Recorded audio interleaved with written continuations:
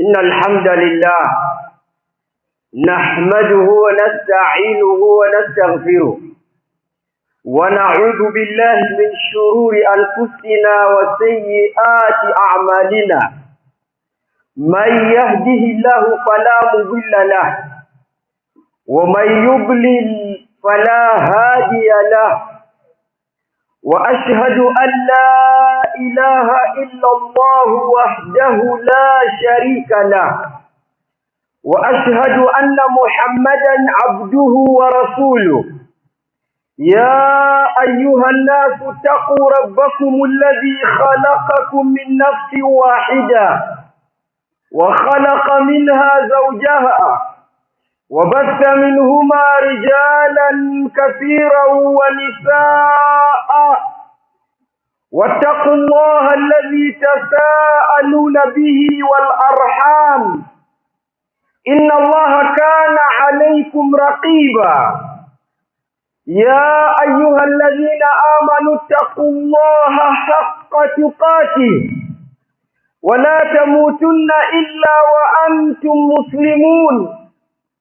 يا أيها الذين آمنوا اتقوا الله وقولوا قولا سديدا يصلح لكم أعمالكم ويغفر لكم ذنوبكم، ومن يطع الله ورسوله فقد فاز فوزا عظيما.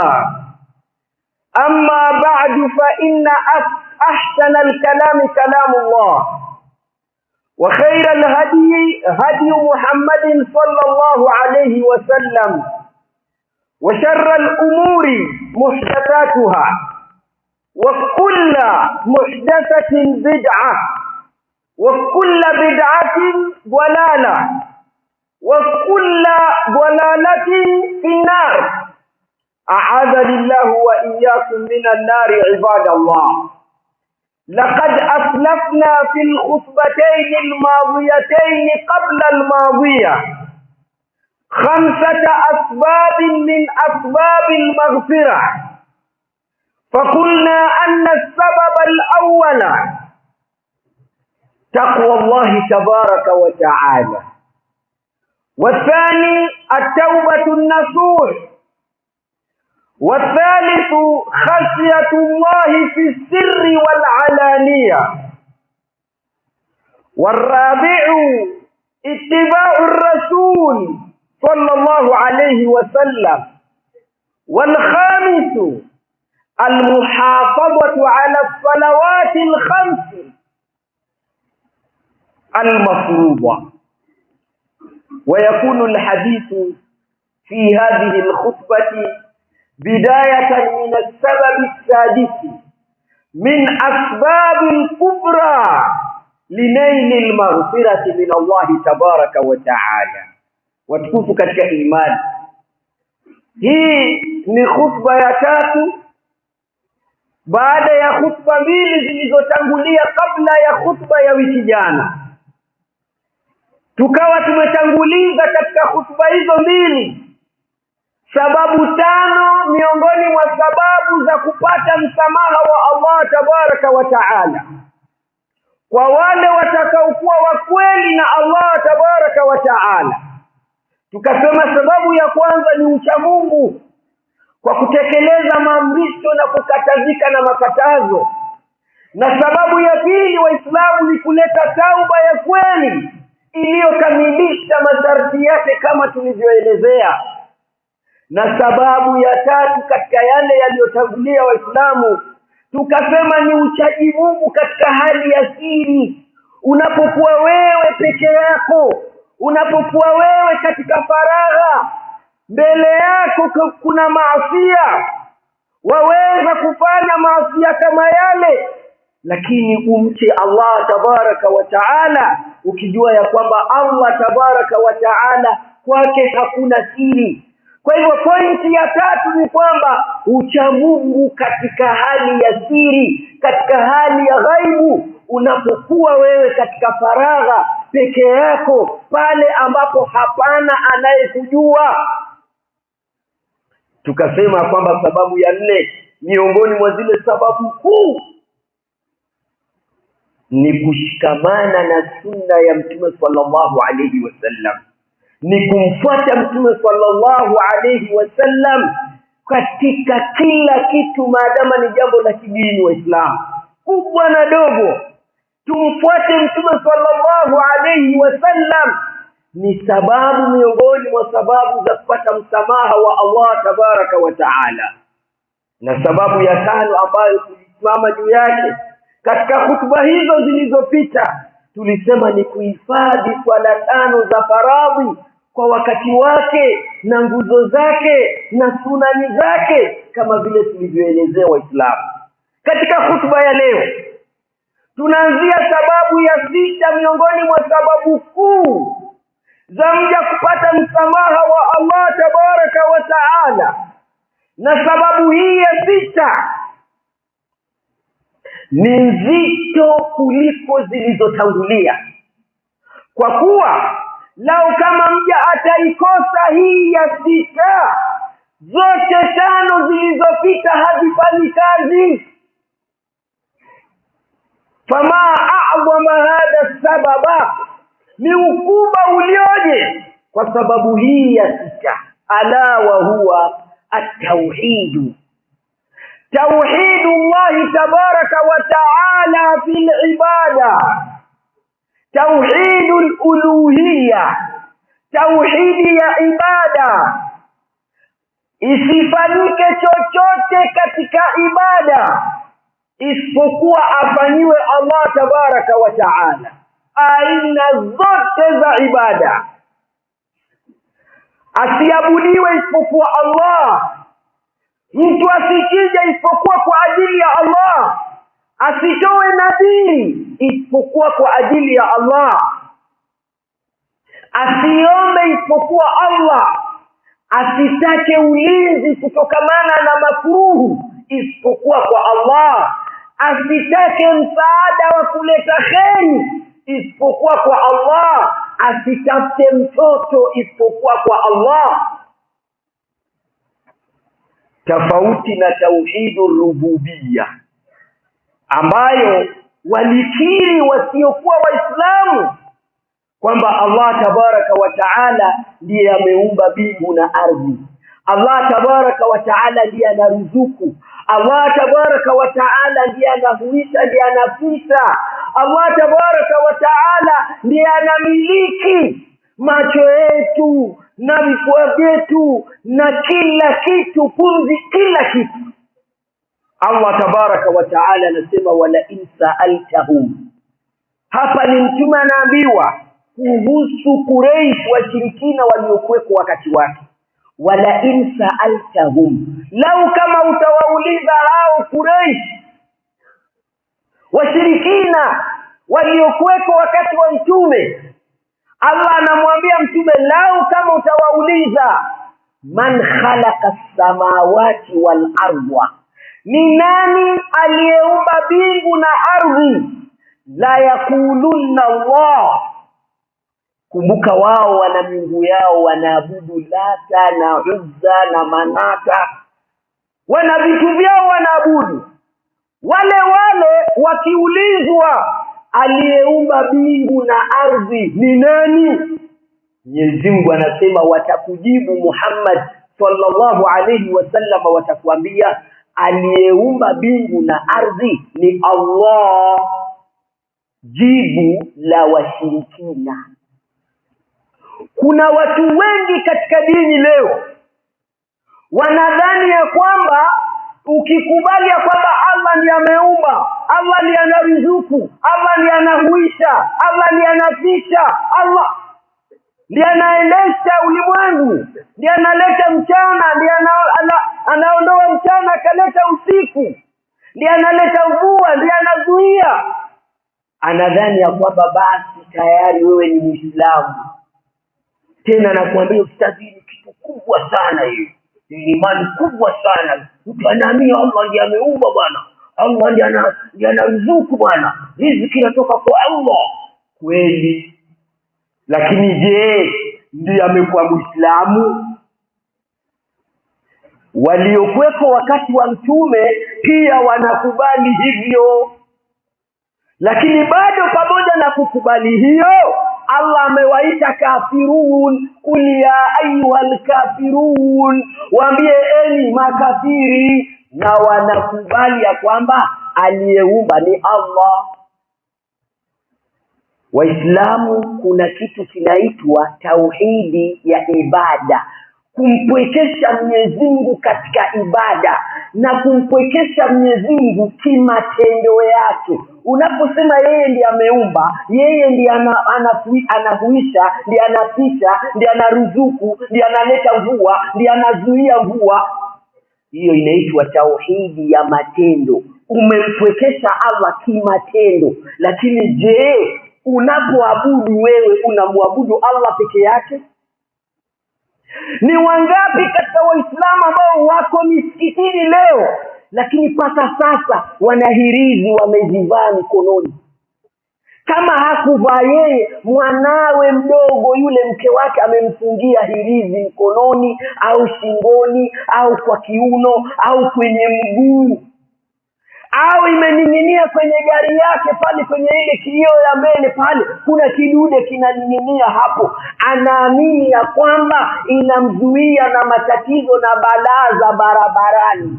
Na mwingine kwenye sehemu yake ya biashara pale kwenye kibanda pale dukani kuna kitu kimening'inia hapo, wewe ukinadhani karatasi.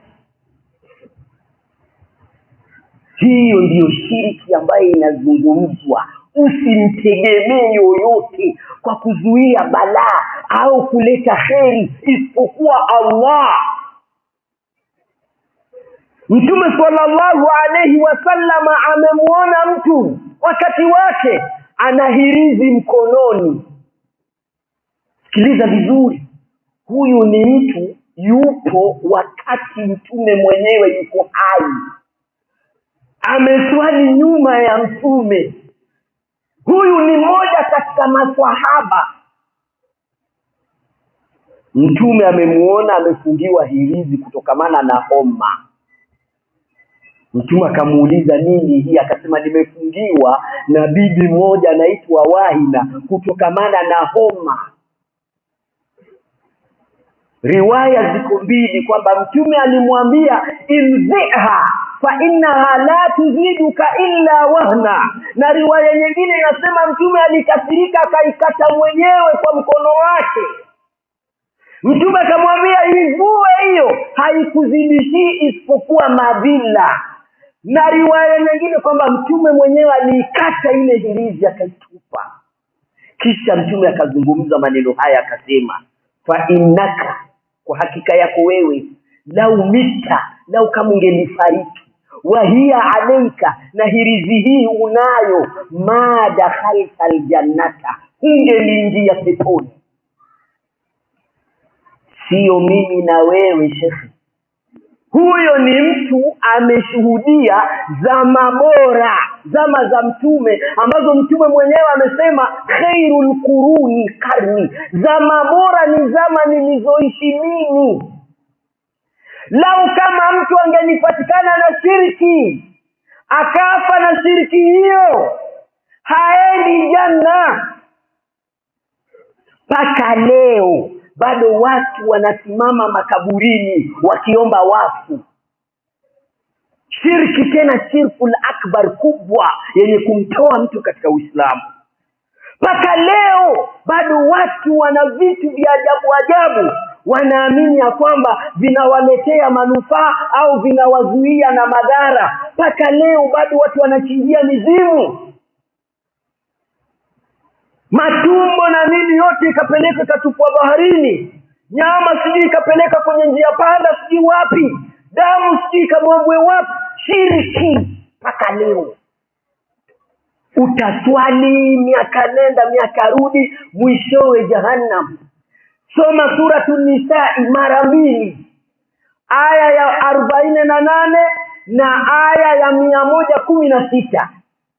Katika sura hiyo hiyo Allah tabaraka wa taala anasema, wa man yushrik billahi inna Allah la yaghfiru an yushraka bihi, inna Allah la yaghfiru an yushraka bihi wa yaghfiru ma duna dhalika liman yasha. waman yushrik billahi faqad iftara ithman azima. Hii ni 48 katika Nisa. Kwa hakika Mwenyezi Mungu hamsamehei yoyote atakayefariki na ushirikina. Na waweza kuwa mushriki lakini waswali. Usidhani ya kwamba shirki haipo msikitini. Waweza ukaswali na shirki unayo, pengine huna habari. Hasamehei atakayefariki na shirki, lakini atasamehea madhambi mengine yote yasiyokuwa shirki. Kisha Mwenyezi Mungu akasema, na yule atakayeshirikisha basi amefanya madhambi makubwa mno. Katika 116 kwa sura hiyo hiyo akarudia, inna Allaha la yaghfiru an yushraka bihi wa yaghfiru ma duna dhalika liman yasha'u wa man yushrik billahi faqad dhalla dhalalan ba'ida. Kwa hakika Mwenyezi Mungu hamsamehei yoyote atakayefariki na shirki. Anaye, lakini anasamehe madhambi mengine yasiyokuwa shirki kwa yule amtakaye. Na yoyote atakayeshirikisha basi hakuna aliyepotea kama huyo aliyeshirikisha.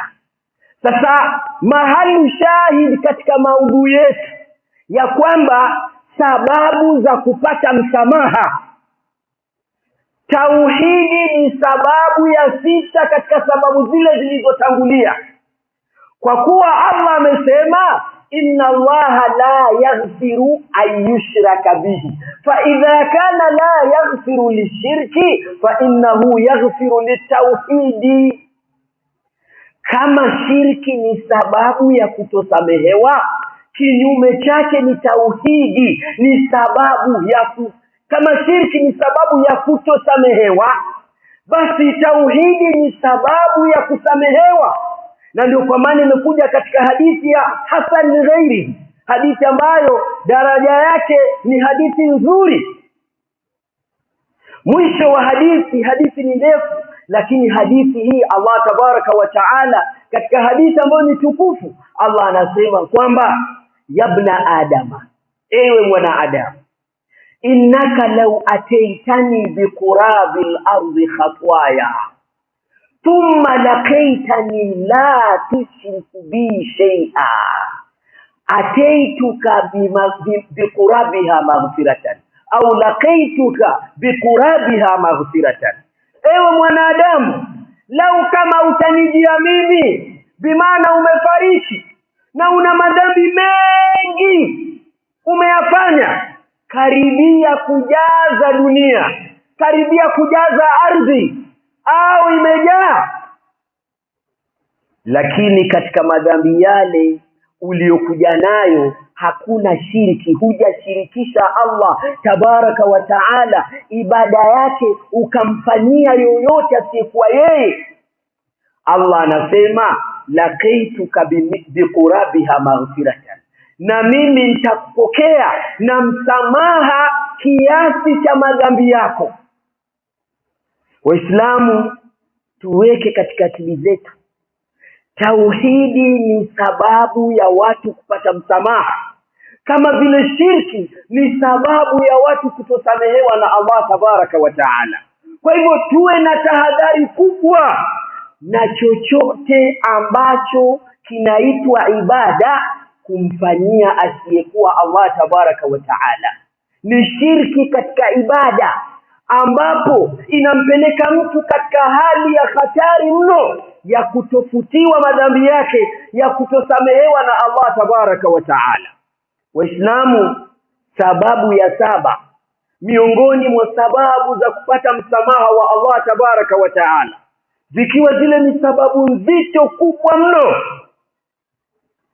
ni kuwasamehea wenzio waliokukosea. Ibada ambayo imeshinda wengi. Leo wengi katika wanadamu hatuelewani, hatuwezi tukazungumza, hatuwezi hata kutoleana salamu. Nini? sababu miongoni mwa sababu za kidunia Waislamu. Lakini tunaporudi katika mafunzo ya dini yetu, tunapata ya kwamba Muislamu anapomsamehea Muislamu mwenzie aliyemkosea kivyo vyote kosa litakavyokuwa, na yeye anasamehewa na Allah tabaraka wa taala makosa yake mengi ambayo mengine yeye pia hayajui, lakini Allah ameyadhibiti, anayajua. Kumsamehea mwenzie aliyekukosea kwa ajili ya Allah ni sababu ya wewe kusamehewa na Allah makosa yako mengi ambayo wewe huyajui, Allah tabaraka wa taala anayajua. Soma Suratu Nur aya ya 22. Allah tabaraka wa taala anasema, wala ya'tali ulul fadli minkum was-sa'ati an yu'tu ulil qurba wal masakina wal muhajirina fi sabilillah walyafu walyasfahu ala tuhibbuna an yaghfira Allahu lakum wallahu ghafurur rahim. Qala Abu Bakr radiyallahu anhu, bala uhibbu an yaghfira Allahu li wa an ya'fuwa anni. Haya maneno katika Suratu Nur, Waislamu, kwa haraka mno ulama wa tafsiri wanasema yameshuka maneno haya juu ya sahaba mtukufu Abu Bakr as-Siddiq al-Akbar radiyallahu anhu, kwa kisa ambacho ni maarufu baina ya waumini ya kwamba mama yetu Aisha radiyallahu anha aliwahi kutuhumiwa na wanafiki ya kwamba amezini. Kisa hiki sio kigeni baina ya waumini.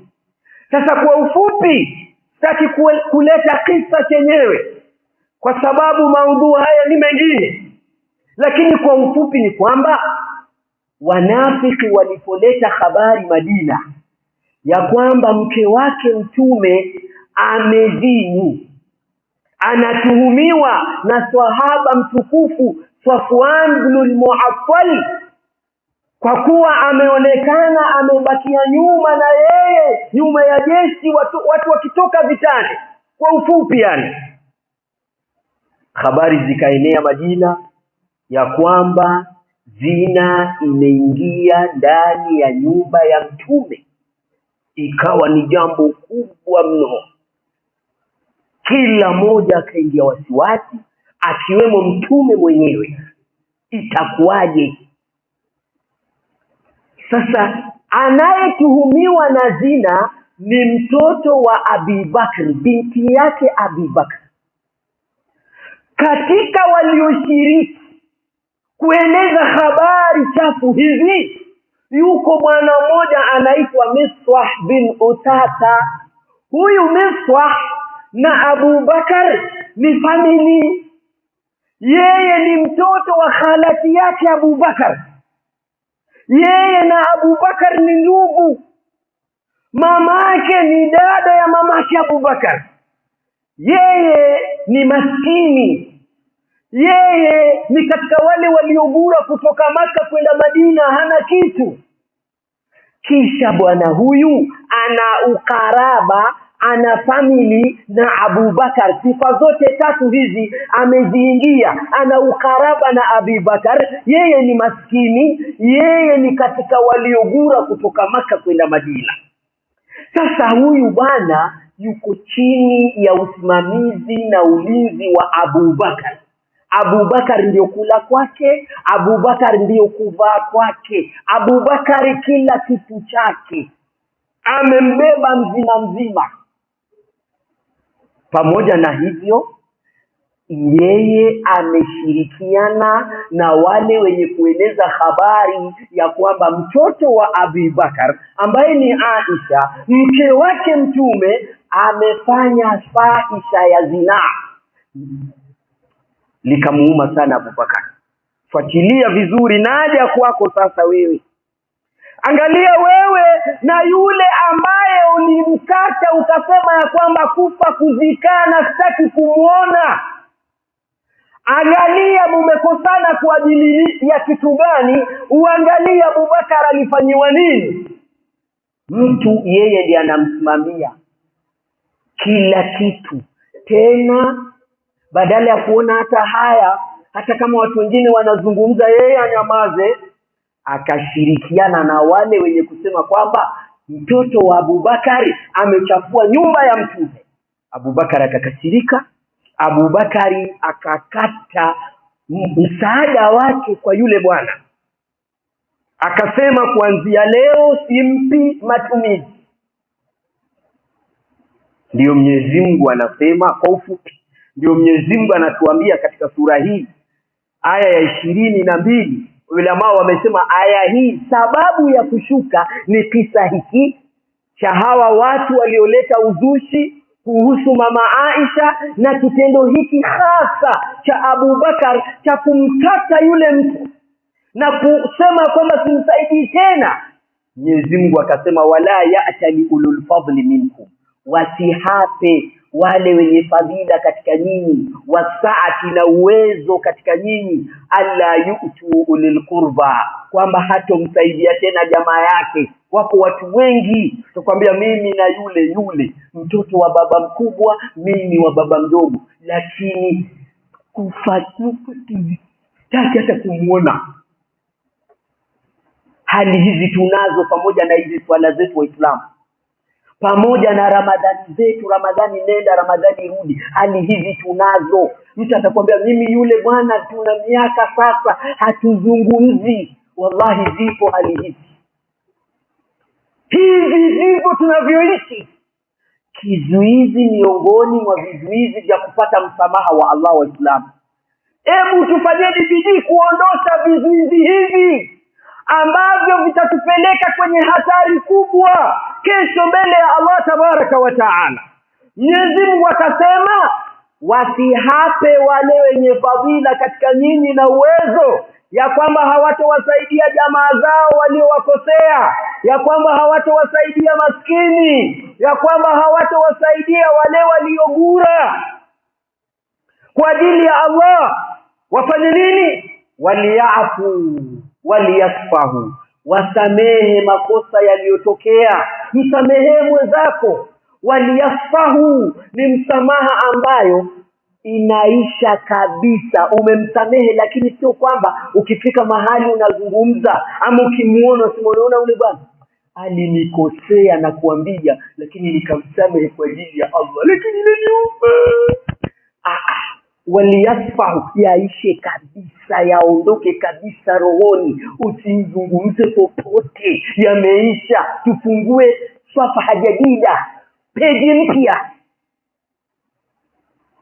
Mwenyezi Mungu akasema ala tuhibuna ayaghfira Allahu lakum. Hebu jibu wewe swali, ala tuhibuna ayaghfira Allahu lakum, je ni Waislamu hampendi kwa kitendo cha kuwasamehea waliokukosea? Hupendi na wewe Allah akusamehee? Ala tuhibuna, je hampendi ayaghfira Allahu lakum, Allah naye awasamehee mulivyo wasamehea wale waliowakosea? Na nyinyi mnamkosea Allah usiku na mchana. Kwa kuwasamehea waliokukosea, Allah naye anakusamehea. Ala tuhibuna, je hampendi ayaghfira Allahu lakum, Allah naye awasamehee? Wallahu ghafurur rahim, na Allah ndiyo mwenye kusamehea, ndiyo mwenye kuhurumia waja. Abubakar aliposikia haya akasema bala, ndiyo uhibbu an yaghfira Allahu li, napenda Allah anisamehe. Abubakar akamfuata yule bwana, akamregesha nyumbani na akarudisha misaada yote ambayo alikuwa akimfanyia pale pale. Mimi na wewe tuna miaka hatuzungumzi, mpaka lini Waislamu?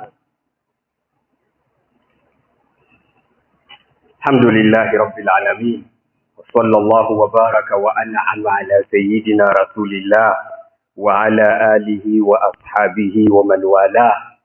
Amma ba'd. Waislamu, tunazungumza sababu kuu. Sababu ni nyingi mno, lakini katika mazungumzo haya ni sababu mama, sababu ambazo lao zikiwa zitapatikana katika maisha yetu ya kila siku, biidhnillahi tabaraka wa taala, tutakwenda kufaulu. Waislamu, ni muhimu mno. Sababu ya kwanza tumesema ni uchamungu Waislamu, na sababu ya pili Waislamu tumesema ni tauba ya kweli ya kutocheza na Allah tabaraka wa taala. Mwambie Allah umewacha na uache kweli, na ukiwa ni mkweli Allah atakusaidia kuacha. Sababu ya tatu Waislamu tumesema ni mcha Mungu katika hali ya siri, pale wewe unapokuwa katika faragha, uko peke yako, hali yako iko vipi na Allah? Manake mwanadamu yuko mara mbili, akiwa na wenzake mashaallah, lakini akiwa peke yake mtu mwingine. Sasa inatakikana dhahiri yako ifanane na siri yako. Na sababu ya nne Waislamu tumesema ni kushikamana na sunna ya Mtume sallallahu alaihi wasallam. Sababu ya tano Waislamu tumesema ni kuzihifadhi swala 5 za kila siku. Jiulize hapo ulipo, je, wewe waswali swala 5? Ama swala yako ni ya Ijumaa mpaka Ijumaa huna swala na huna msamaha kama macho? Ndio kwa maana nikakuambia hizi sababu mama. Sababu ya 6 Waislamu ni tauhidi, kumpwekesha Allah katika matendo yake na katika ibada. Asiabudiwe isipokuwa Allah, asiombwe isipokuwa Allah, asiwekewe nadhiri isipokuwa Allah, asichinjiwe yoyote isipokuwa Allah. Watu wasitafute kheri au kuzuia balaa isipokuwa kwa Allah. Sababu ya 7 Waislamu, usije ukasahau, tumesema ni kujisatiti na kuvumilia kumsamehea aliyekukosea hivyo vyote itakavyokuwa kosa kwa ajili ya Allah, na wewe utafutiwa mengi mno kwa ushahidi wa Suratu Nur aya ya 22. Waislamu, tumetoa picha moja tu kuonyesha Abubakar namna gani alivyokosewa, lakini Allah alipoamrisha watu wasameheane, siku hiyo Abubakar alikwenda kusamehea na kuregesha kila kitu ambacho alikuwa ameondosha. Mimi na wewe tutabaki paka lini Waislamu? Tufanyeni bidii ya kuondosha vikwazo ambavyo kwamba viko baina yetu na wenzetu, ili tuwe huru na Allah tabaraka wa taala. Waislamu, tukimalizia khutba ya leo, sababu ya 8, kwa kumalizia khutba ya leo, sababu ya 8 miongoni mwa sababu nzito za waja kupata msamaha wa Allah ni subra. Waislamu, subra, kuwa na subra kwa ajili ya Allah. As-sabru ala ta'atillah, kuwa na subra juu ya uchaji Mungu yahitaji subra. As-sabru an ma'siyatillah, kuwa na subra kunako kuacha yale yaliyoharamishwa. Yako mengi ambayo yako chini ya uwezo wako, unaweza kuyafanya, lakini uyawache, uvumilie kuyawacha kwa ajili ya Allah tabaraka wa taala. Wasabru ala aqdari llahi almu'lima, na kuwa na subra Waislamu juu ya makadirio ya Allah tabaraka wa taala yenye kuumiza nyoyo. Mitihani ya Allah tabaraka wa taala katika mali, katika afya, katika wana, katika maisha kwa ujumla, kuna mitihani mingi ambayo Allah tabaraka wa taala ametoa kwa waja wake. Tuwe na subra katika hali zote hizo. Tuwe na subra katika kutekeleza maamrisho, tuwe na subra katika kujikataza na makatazo, tuwe na subra katika makadirio ya Allah tabaraka wa taala ambayo ni mazito, yanatuumiza, lakini tuvumilie, tusubirie kwa ajili ya Allah tabaraka wa taala. Asije mmoja wetu akaenda akashirikisha, akaenda kwa waganga, akaenda sijui kufanyeje kwa sababu ya mitihani ambayo imemfika. Awe na subra kwa ajili ya Allah tabaraka wa taala. Suratu Hud Waislamu aya ya 11 ni mazito zaidi. Allah tabaraka wa taala anasema illa alladhina sabaru wa amilu salihati, illa alladhina sabaru wa amilu salihat ulaika lahum maghfiratun wa ajrun kabir. Wale ambao kwamba watasubiri kwa uchamungu, kwa kuacha yaliyokatazwa, kwa kadari ya Allah tabaraka wa taala na mitihani aina mbalimbali iliyowafika, wakasubiri kwa ajili ya Allah, ulaika lahum maghfiratun. Ushahidi wa mazungumzo yetu, watu hao watapata msamaha wa Allah tabaraka wa taala. Lahum maghfiratun wa ajrun kabir, watapata msamaha wa Allah na malipo makubwa. Ulama wamesema aljanna, ajrun kabir, malipo makubwa pamoja na msamaha, watapata pepo ya Allah tabaraka wa taala. Waislamu, hizi ni 8 katika sababu ambazo zinapelekea waja kupata msamaha wa Allah, na bado kuna zingine Allah akipenda tutakuja kuziendeleza katika khutba itakayofuatia. Inna Allaha wa malaikatahu yusalluna ala nabi ya ayyuhalladhina amanu sallu alayhi wa sallimu taslima. Allahumma salli ala Muhammadin wa ala ali Muhammadin kama sallaita ala Ibrahima wa ala ali Ibrahima innaka Hamidum Majid. Allahumma barik ala Muhammadin wa ala ali Muhammadin kama barakta ala Ibrahima wa ala ali Ibrahima innaka Hamidum Majid. ورضي اللهم عن الخلفاء الراشدين وعن بقية الصحابة أجمعين. اللهم فأعز الإسلام والمسلمين وأذل الشرك والمشركين ودمر أعداءك أعداء الدين. ربنا آتنا في الدنيا حسنة وفي الآخرة حسنة وقنا عذاب النار. عباد الله، إن الله يأمر بالعدل والإحسان وإيتاء ذي القربى وينهى عن الفحشاء والمنكر والبغي يعظكم لعلكم تذكرون. فاذكروا الله العلي يذكركم واشكروه على آلائه يزدكم ولذكر الله أكبر والله يعلم ما تصنعون.